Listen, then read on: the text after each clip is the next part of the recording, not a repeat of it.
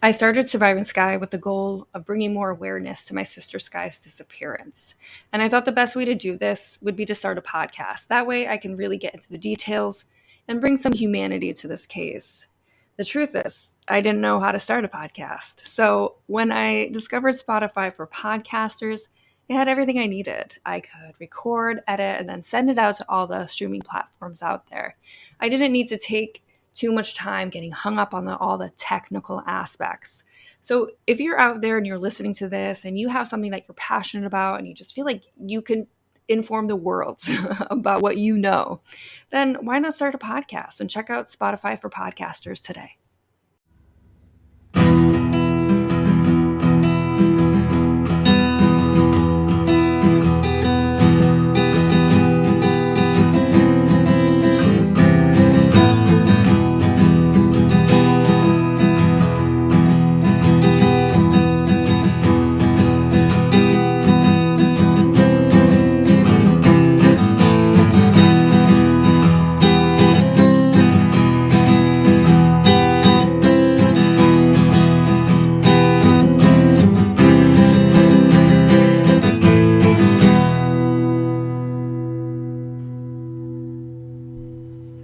It is December 31st, 2022, the last day of the year, New Year's Eve.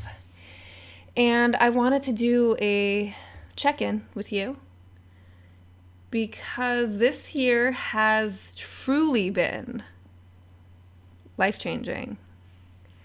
I know I started the podcast at the end of 2021 with no direction, and I'm still kind of in that same boat. It's just kind of been my formula at this point, just doing it when I feel like I can, putting myself out there when I feel fresh and recovered from the previous talks about Sky and the case. It has been a learning experience. It has made me grow and see myself in a new way. And for that, I am forever thankful. And it wasn't on my, 2022 bingo card. So, for that, I am so thankful. And I'm thankful to everybody out there who is listening, who is invested in Sky's story as much as my own. I have felt the weight of trying to put myself out there more and not always being comfortable with it, just feeling the heaviness of the vulnerability. Though it has been freeing, it has also completely set me back at times. And that's something I'm trying to, workshop, to brainstorm on how I can still put out the call for, the efforts to help missing people, but to also preserve my own sanity. I want to look ahead at 2023, looking at things in a new direction, not so much focused on me, but maybe focusing on the connection I can make with others. I have grand ideas, but I have no idea how to get there. So if you want to join me on this journey, it's going to be bumpy and maybe a little cringe. But I mean, what else am I doing, right? Like, you got to do the hard stuff. And 2022 has taught me that I can do the hard stuff. I've been back in LA since the beginning of December. I had 6 weeks in Connecticut spent with my family.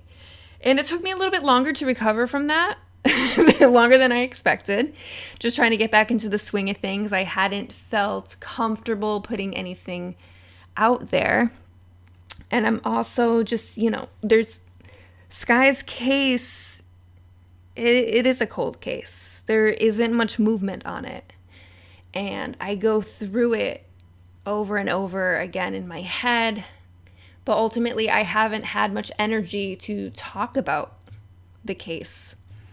And just, as many of you can tell, probably a few months. I talk about it where I can, but I often lack the memories to tell you like fully formed stories that I remember having with Sky. And that in turn, fills me with guilt.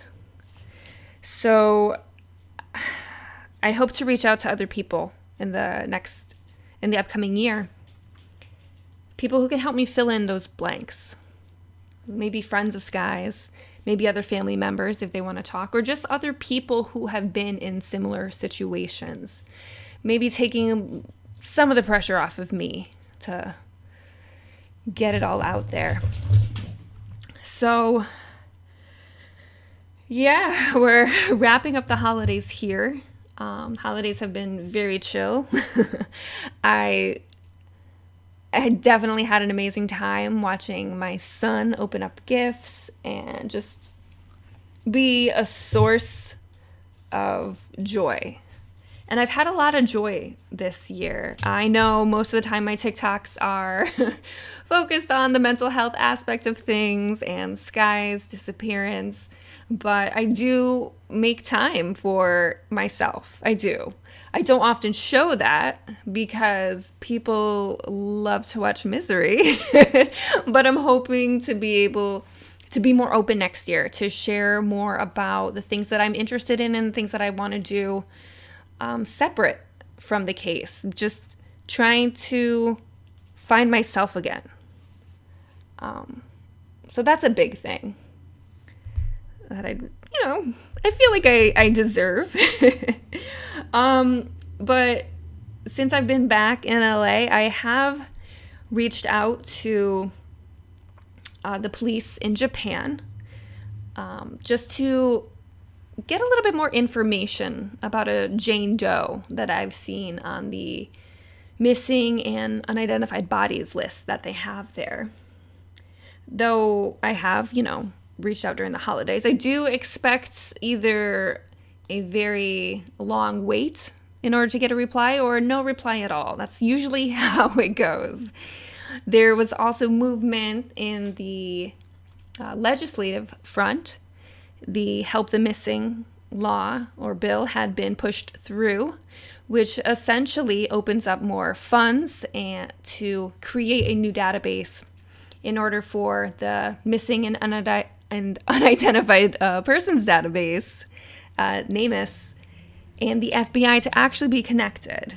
So that is definitely going to take, a long time to get up and running, but it is a step in the right direction. And something like that is essential when it comes to, solving some missing persons cases.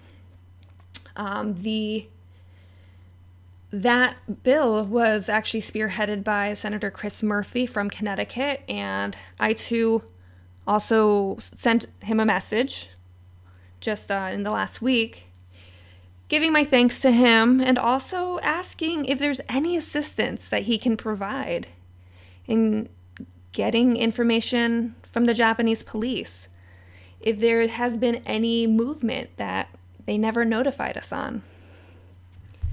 And of course, this past month, I put out a billboard for Surviving Sky in Connecticut, in the Hartford area, and it was up for 4 weeks in 4 different locations.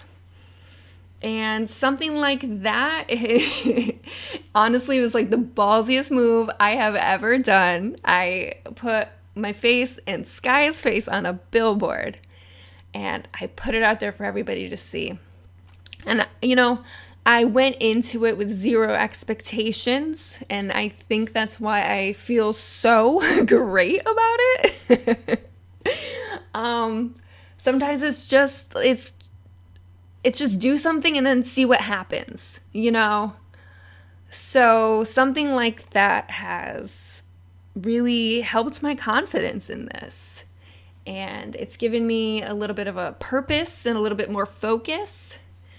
Because I think in this space, when you're dealing with trauma, you deal with the obstacle not just of trauma, but the what trauma does to you. And it makes you an obstacle. I often have these lofty ideas of things that I want to do, of things I want to set out for, things of ways to help other people, but often I am stuck in that phase. It's like I can find all the tools to get it done, but I can't execute it. And it's something I want to work on. It's something I want to focus on. And no matter how many lists or how much preparation I can make, sometimes it's just like a paralyzing. The first step is so paralyzing, It's just like, yes, I know I can do it, but like, what is holding me back? So it's that kind of healing and self-work that I'm going to work on.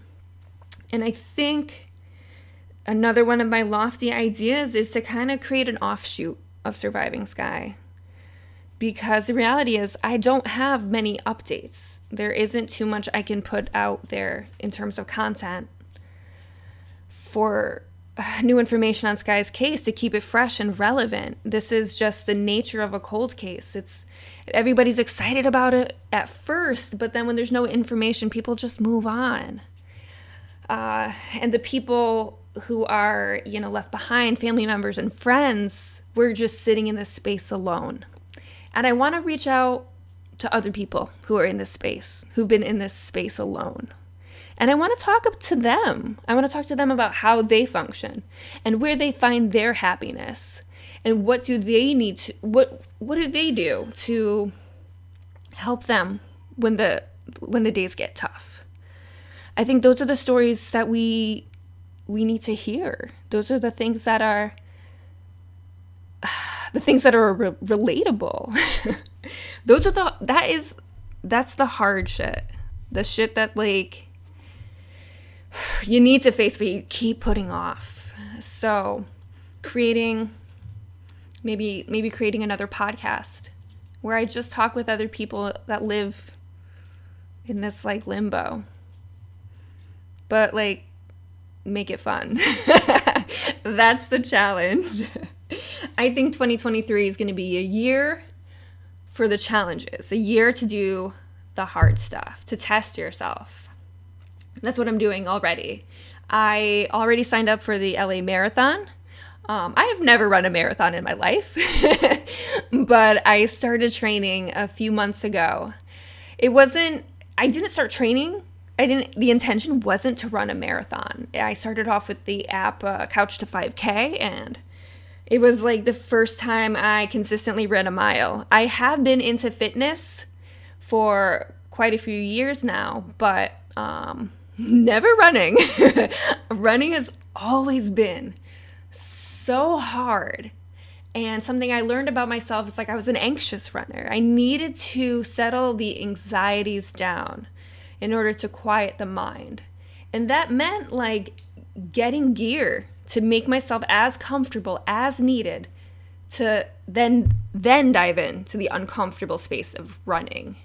And a lot of times that in itself feels put on. Like, why would I need this gear? I'm not like a professional runner, but like in order to settle the mind and curb the anxiety, I had to like just look at it and approach things differently without like shaming myself like I wasn't good enough. So I finished Couch to 5K. I rolled it into Couch to 10K. And once we finished that, I'm doing this with my husband, by the way. Once we finished that, I'm like, let's roll it into marathon training and we'll see where that goes. So we're already a few weeks into marathon training. And for Christmas, we signed up for the LA Marathon. And actually the day after Christmas was the first time I ran 10 miles. Which is mind-blowing to me. It's such like, I can't even put it into words.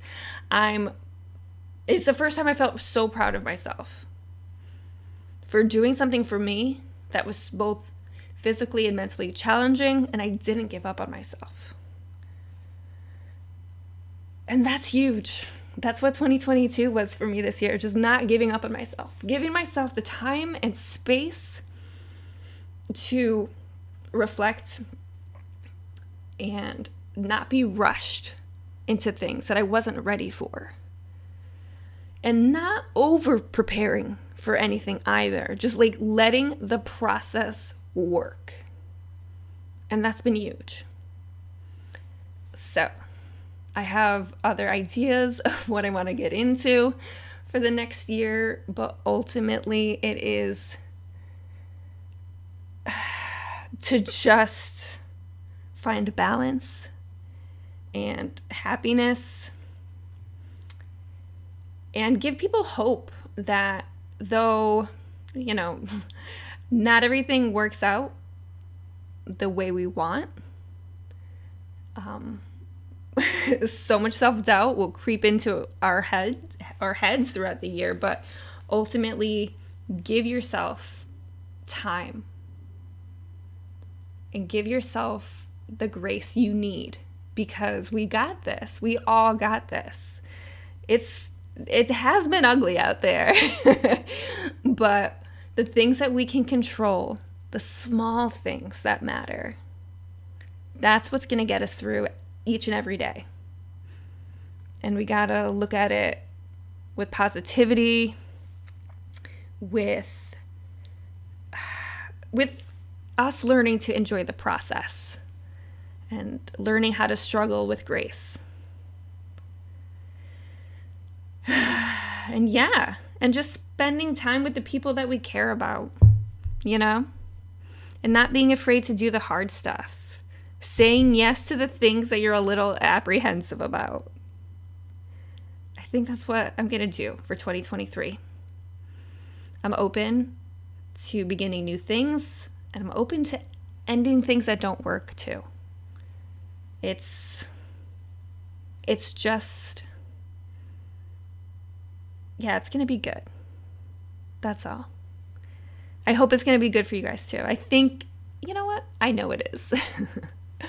It's going to be a good year. We had a good year. We finished strong. And we're going to do this. We're going to get answers. We're going to we're just I'll end it here. I just want to give my thanks to you for staying with me. And yes, I couldn't do it. I couldn't do it without you.